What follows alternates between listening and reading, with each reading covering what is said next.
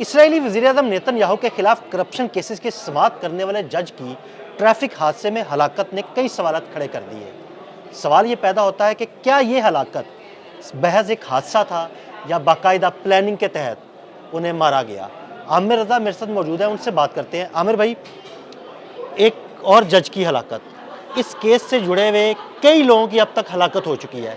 ये मामला किस तरफ जा रहा है? देखिए, पहली बात तो यह है कि नेतन्याहू करप्शन केस जो है ये इसने बैन अवी सेहत हासिल कर ली, क्योंकि नेतन्याहू बहुत ज़्यादा बात कर रहे थे, लेकिन उनके अपने अंदर के जो लोग थे उन्होंने उनके खिलाफ गवाही दी और उसके बाद से इन्वेस्टिगेशन शुरू हुई और मुख्तलिफ लोग जो हैं इस इन्वेस्टिगेशन को करने वाले जो हैं वो हलाक होते रहे। यानी वो लोग जो कि इस केस के साथ जुड़े थे उनमें उनकी तादाद तकरीबन 7 है जिनको अब तक हलाक किया जा चुका है। और बेशतर अखबारात अब इस जज नैनी नागी का जो है इसका भी कत्ल बता रहे हैं, यानी किल्ड कह रहे हैं, किल्ड बाय आकार।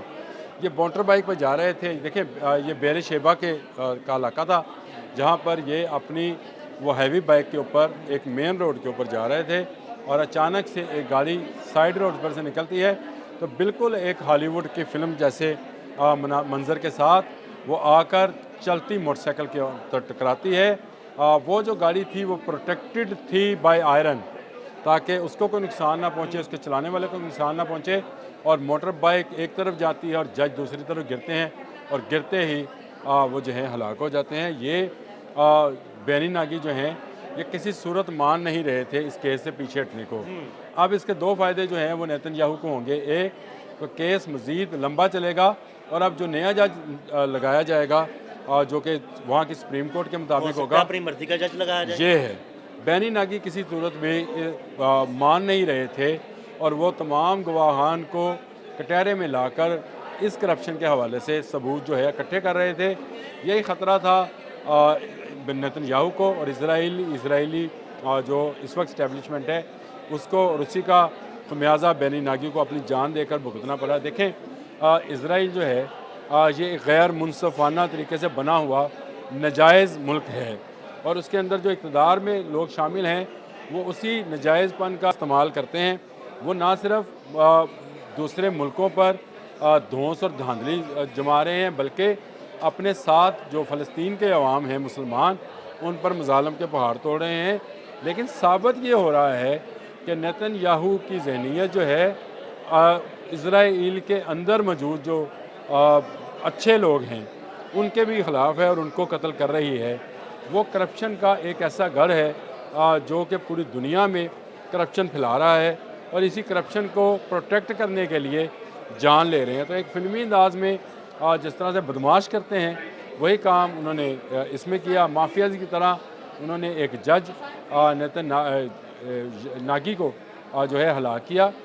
ये एक बड़ी खौलनाक सी स्टोरी आमिर है। भाई, जिस तरह आपने स्टोरी बताई है कि एक गाड़ी निकलती है, वो प्रोटेक्टेड थी आयरन से और डायरेक्ट आके हिट करती है, ये तो बिल्कुल जैसे आप कह रहे हैं कि फिल्मी सीन है, मुझे भी बिल्कुल वैसे ही लग रहा है कि बाकायदा प्लानिंग के तहत उनकी पहले रैकी की गई और जैसे ही वो उस जगह पर पहुंचे उस गाड़ी ने उन्हें कुचल दिया। बैनी नागी जो हैं ये बेर शेबा में रहते हैं और यहीं पर ये ज़्यादातर अपनी हैवी बाइक इस्तेमाल करते थे। वो ऐसा प्रोटोकॉल नहीं है जैसे अक्सर आप जजेस के मतलब देखते हैं, एक पुलिस की गाड़ी आगे एक पीछे स्कूटर चलते हुए, ऐसा नहीं था।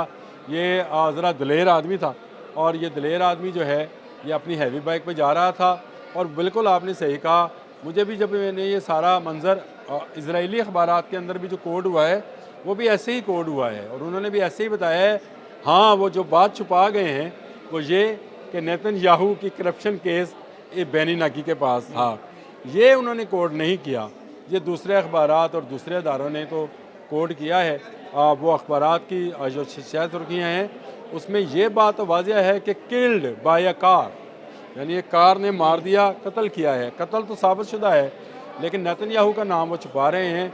लाज़मी बात है कि इसराइल जैसे मुल्क के अंदर अखबारात उस तरह से आज़ादाना जो है, कंट्रोल्ड है, मीडिया कंट्रोल्ड है। मीडिया कंट्रोल्ड मीडिया है वहाँ पर, ना सिर्फ टेलीविज़न मीडिया बल्कि अखबारी मीडिया जो है जिसको प्रिंट मीडिया हम बोलते हैं अपनी ज़ुबान में, वो भी कंट्रोल्ड है। तो वो नेतन्याहू का नाम क्यों लेंगे? दूसरा, जो वर्ल्ड इस्टेब्लिशमेंट है जो इस वक्त अमेरिका कंट्रोल कर रहा है, उसका मफादात भी नेतन्याहू से जुड़ा हुआ है, क्योंकि मिडल ईस्ट के अंदर अमेरिका ने ही ये एक बदमाश बैठाया हुआ है बिल्कुल। जो मिडिल ईस्ट के बाकी ममालिक को जो है कभी धमकाता है, कभी हमला करता है, कभी डराता है। जिस तरह से इराक़ के अंदर जो अमेरिका ने हमला किया था उसमें सबसे बड़ा मददगार इसराइल था। गज़ा में जो इसराइल ने बदमाशी की उसमें सबसे बड़ा मददगार अमेरिका रहा है उसका। तो ये वो सारे मामलात हैं जिसको लेकर नेतन्याहू अपनी करप्शन छुपा रहे थे।